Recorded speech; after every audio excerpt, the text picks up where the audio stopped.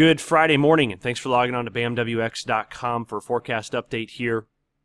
And what we're going to talk about is obviously the flooding rains going through the southern portions of the ag belt here today, and just how active of a pattern next week looks to be. It looks brutal.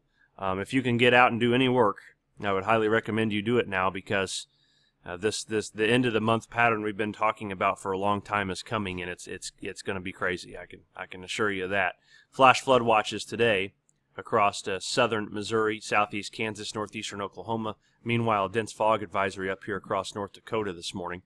Taking a look at radar this morning, and you can see the reason for the flood watches, no doubt about that, as this big storm system here continues to kind of get it together and pull out off to the east and northeast here throughout the weekend. So much of southern Kansas, southern Missouri today, you're wet. Even some showers here across South Nebraska. Those should start to dissipate as this storm starts to move on out of the area. Here's a look at forecast radar product over the weekend.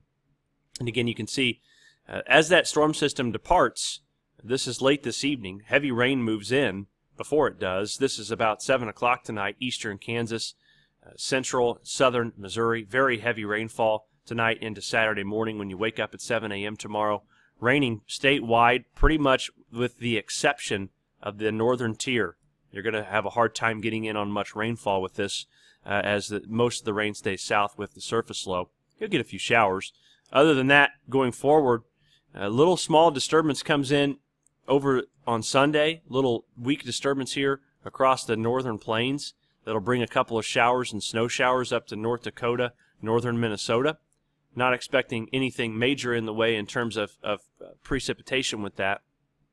Total QPF to the north this weekend, maybe a quarter of an inch. And then this is obviously the winter chicken dinner down here is southern Illinois, southern Missouri, southeast Kansas.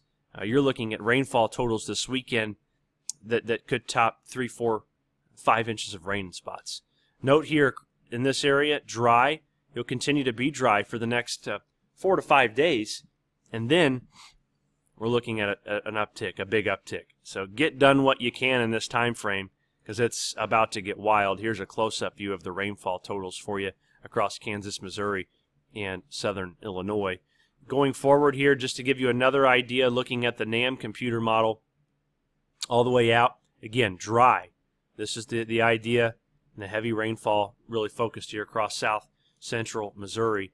The temperatures behind this rain are not going to be pleasant either. Temperatures Saturday morning in the 40s across the area, as we talked about, kind of that chill coming down. Sunday morning, you're in the upper 30s, low 40s, widespread. Temperatures below freezing in the northern plains. And then you get into Monday morning, and temperatures start to warm up, because we're going to get back into a storm system, or a pattern next week that is just going to be wild. And we're going to talk about that right now. The first wave is going to come in Monday, and that's going to come across the North Plains. It's going to bring showers in through South Dakota, Minnesota, up through Wisconsin. All right, you can see that right here, and that comes Monday. You see that little disturbance right there? It runs across the upper plains.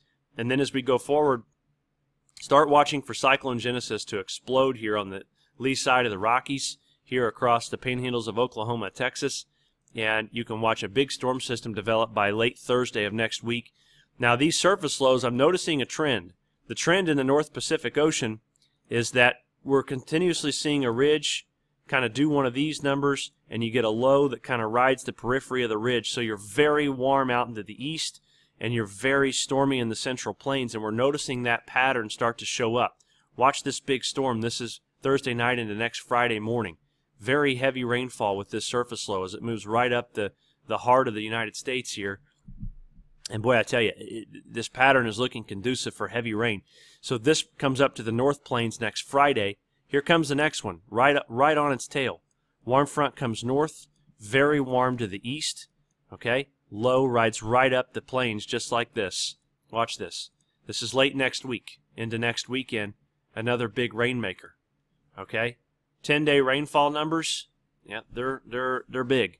Now, I do believe this to be correct. I think parts of the northern plains here, while you'll continue to have chances of rain, I think North Dakota, northern southern Dakota, South Dakota, I mean, you could kind of miss out on this a little bit because of the way these storms want to track like this.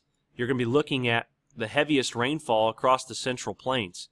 And so this is, a lot of rain across Missouri and Iowa, in Kansas. And it's advertised by the GFS model as well. So it's certainly something that we want to keep in mind here going forward. You can see the Storm Prediction Center already has a Day 8 severe weather outlook.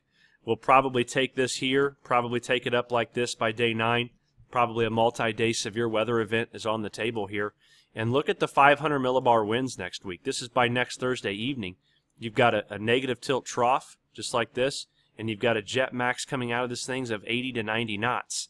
So it's a dynamically stacked system here, and there's one right on its heels that comes in behind it that's even more impressive out by next weekend. So I am here to tell you that the pattern is about to become active, and you need to be ready for it. You need to have a plan in place. Okay, looking at temperatures from normal again in the days 1 through 5 time frame, slightly below normal between the 20th to the 25th. Getting out to the 6 to 10, you see the battle zone set up, like we talked about. Temperatures running 8 to 15 above here, while they're running 5 to 8 below here, and your storm tracks right here. All right, you get warmth on the side of this side of the low and cold on this side of the low. We call that storm-induced cold air in the 6 to 10, and the 11 to 15. It's the same darn thing, guys. It's the same pattern.